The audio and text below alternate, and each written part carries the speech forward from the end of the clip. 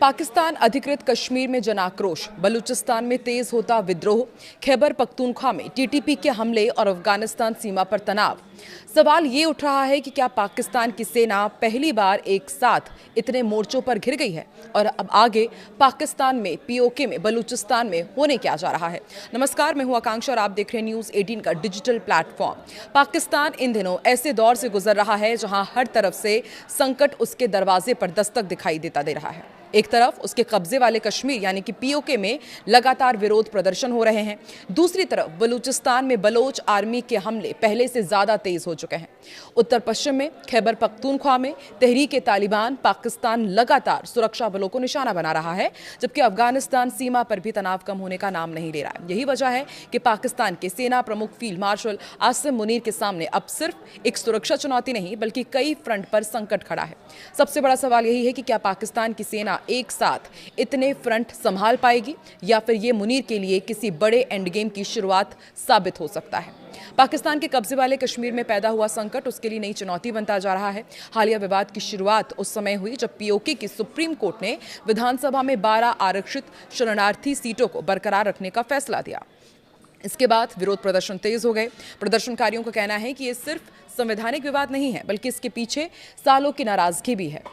महंगी बिजली, आटे की कमी, विकास और राजनीतिक अधिकारों को लेकर लोगों की नाराजगी लगातार बढ़ रही है। हालात को नियंत्रित करने के लिए पाकिस्तान प्रशासन ने जॉइंट एक्शन कमेटी के नेताओं को गिरफ्तार किया, संगठन पर प्रतिबंध लगाए, इंटरनेट सेवाएं बंद कर दी गई और 16,000 से ज्यादा सुरक्षा कर्मियों की तैनाती करनी पड़ी। और रिपोर्ट्स के मुताबिक झड़पों में 20 से ज्यादा लोगों की मौत की बात भी सामने आई, जबकि प्रदर्शनकारियों ने मुजफ्फराबाद की तरफ लंबे मार्च का ऐलान कर दिया। और एक्सपर्ट्स का भी कहना है कि पहले पीओके में प्रदर्शन खासतौर से बिजली, महंगाई और स्थानीय प्रशासन जैसे मुद्दों तक सीमित थे, लेकिन अब कुछ समूह पाकिस्तान से ज्यादा स्वतंत्रता की मांग भी उठाने लगे हैं। बलूचिस्तान में संकट क्यों बढ़ रहा है, ये भी आपको समझाते हैं। पाकिस्तान के बलूचिस्तान में कई अलग अलग मुद्दों को लेकर लगातार विरोध प्रदर्शन हो रहे हैं। सबसे बड़ा कारण पानी का गंभीर संकट, कथित जबरन गुमशुदगी और बढ़ती हिंसा है। कई इलाकों में लोग पानी की कमी और सरकारी लापरवाही के खिलाफ सड़कों पर उतरे हैं। वही बलोच यकजहती कमेटी के नेतृत्व में लापता लोगों के परिजन अपने रिश्तेदारों की बरामदगी की मांग को लेकर भी प्रदर्शन कर रहे हैं। इसके अलावा हालिया हथियारबंद समूहों के हमले में पुलिस और सुरक्षा बलों के जवानों की मौत के बाद उनके परिजन भी बेहतर सुरक्षा और न्याय की मांग करते हुए विरोध कर रहे हैं। बलूचिस्तान लंबे समय से पाकिस्तान के सबसे संवेदनशील इलाकों में रहा है, लेकिन पिछले कुछ सालों में हालात तेजी से बिगड़े हैं। रणनीतिक मामलों के जानकारों का भी दावा है कि पाकिस्तान सरकार का नियंत्रण अब सिर्फ बड़े शहरों तक सीमित होता जा रहा है, जबकि ग्रामीण इलाकों में हथियारबंद समूहों की एक्टिविटी लगातार बढ़ती जा रही है। रिपोर्ट्स के मुताबिक बलूच विद्रोही लगातार सैन्य काफिलों, राजमार्गों और सिक्योरिटी इंफ्रास्ट्रक्चर पर हमले कर रहे हैं। जाफर एक्सप्रेस पर हुए हमलों ने पाकिस्तान की सुरक्षा व्यवस्था पर गंभीर सवाल खड़े किए। इतना ही नहीं, चीन की निवेश वाली कई परियोजनाओं पर भी सुरक्षा संकट का असर देखने को मिला। रेकोडिक जैसे बड़े माइनिंग प्रोजेक्ट को लेकर भी सुरक्षा चिंताएं सामने आई हैं। अगर पाकिस्तान में हालात ऐसे ही रहते हैं तो इससे पाकिस्तान की अर्थव्यवस्था भी कमजोर होगी। चीन समेत विदेशी निवेशकों के आगे भी पाकिस्तान बेबस हो जाएगा, जिसका सीधा और गंभीर असर पाकिस्तान की पहले से डगमगाती अर्थव्यवस्था पर सीधा पड़ेगा। उधर पाकिस्तान का उत्तर पश्चिमी इलाका भी लगातार अशांत बना हुआ है। तहरीक-ए-तालिबान पाकिस्तान लगातार हमले कर रहा है। अफगानिस्तान सीमा पर तनाव बना हुआ है। पाकिस्तान को एक तरफ बलूच विद्रोहियों से लड़ना पड़ रहा है तो दूसरी तरफ टीटीपी भी सेना के लिए बड़ी चुनौती बना हुआ है। यानी सेना को पश्चिम और दक्षिण पश्चिम दोनों ही तरफ से लगातार संसाधन लगाने पड़ रहे हैं। वहीं खैबर पख्तूनख्वा क्षेत्र के अलावा पाकिस्तान सीमा भी पाकिस्तान के लिए लगातार बड़ी सुरक्षा चुनौती बनी हुई है। यहाँ टीटीपी के हमले लगातार बढ़ रहे हैं, जबकि अफगान तालिबान के साथ सीमा पर तनाव और झड़पों की घटनाएं भी सामने आती रहती हैं। तालिबान लगातार पाकिस्तान पर दबाव बनाए हुए हैं, यहाँ तक कि कुछ मोर्चों पर लड़ाई भी छिड़ी हुई है। तो अब ऐसे में क्या पाकिस्तान भारत की तरफ ध्यान भटका सकता है?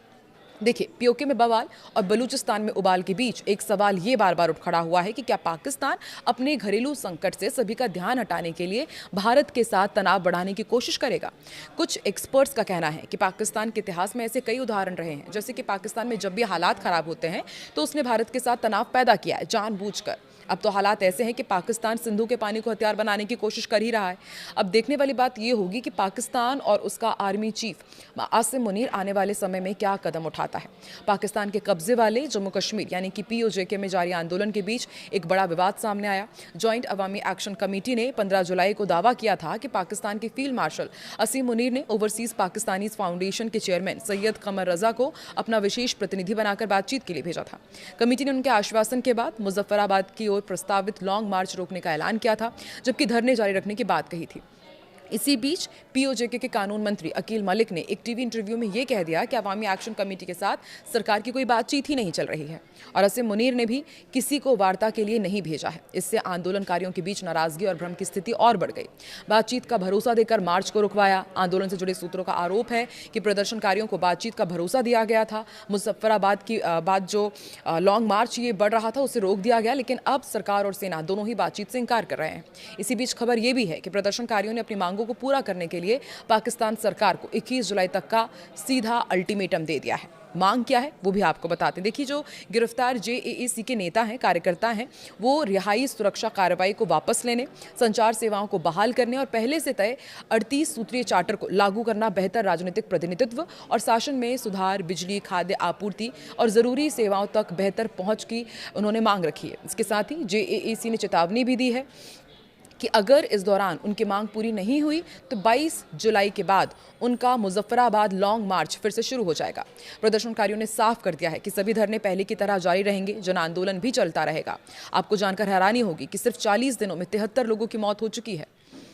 लगातार पाकिस्तान के खिलाफ भारी विरोध प्रदर्शन चल रहे हैं। 73 लोगों की मौत हुई। ये भी आरोप लगाया गया कि पाकिस्तान रेंजर्स अब भी 57 शवों को उनके परिजनों को नहीं सौंप चुके हैं। लोगों में पाक सरकार और सेना के खिलाफ भारी नाराजगी है और वो इस बार आर पार की मूड में नजर आ रहे हैं। तो आपको क्या लगता है, एक साथ इतने सारे मोर्चों में घिरा हुआ पाकिस्तान कैसे अपनी साख बचा पाएगा, या फिर पूरी दुनिया का अपने ऊपर से ध्यान भटकाने के लिए वो भारत में कुछ प्रेशर पॉलिटिक्स या फिर तनाव बढ़ाने की जुगत में भी है? क्या लगता है आपको? कमेंट सेक्शन में जरूर लिखें।